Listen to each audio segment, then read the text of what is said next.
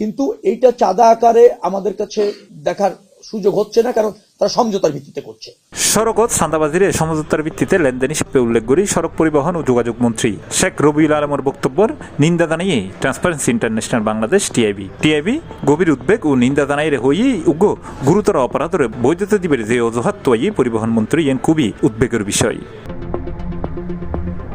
এগুফারে এই জাতীয় দুর্নীতি সহায়ক অপচেষ্টারে অঙ্কুরে বিনষ্ট করিবার লক্ষ্যে প্রধানমন্ত্রীর প্রতি নিজ দলের শুদ্ধিকরণে সর্বোচ্চ প্রাধান্য দিবার আহ্বান জানিয়ে সংস্থাগত শুক্রবার এ প্রতিষ্ঠানের তুন্দে এক বিবৃতি নিন্দা জানায় এই আহ্বান জানায়।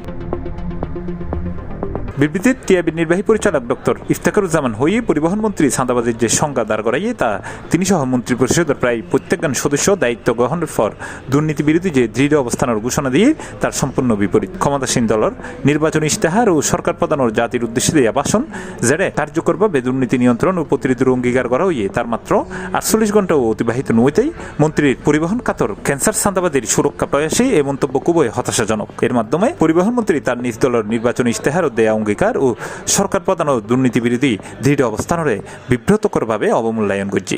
এখন ধরেন মালিক সমিতি আছে, তারা একটা নির্দিষ্ট হারে প্রত্যেকটা টিপস থেকে টাকা তোলে, মালিকদের কল্যাণে ব্যবহার করতে চায়, কতটুকু ব্যবহার হয় সেটা জানি না, সেটা নিয়ে হয়তো বিতর্ক আছে।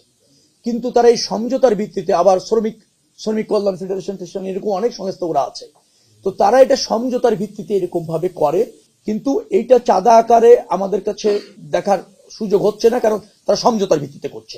হইরাকি গত হালিয়েত্তু নেই সড়ক পরিবহন ও যোগাযোগ মন্ত্রী শেখ রবিউল আলমের এমন বক্তব্যে নানান ট্রল ও আলোচনা সমালোচনায় ভাইরাল হয়ে নেট দুনিয়া।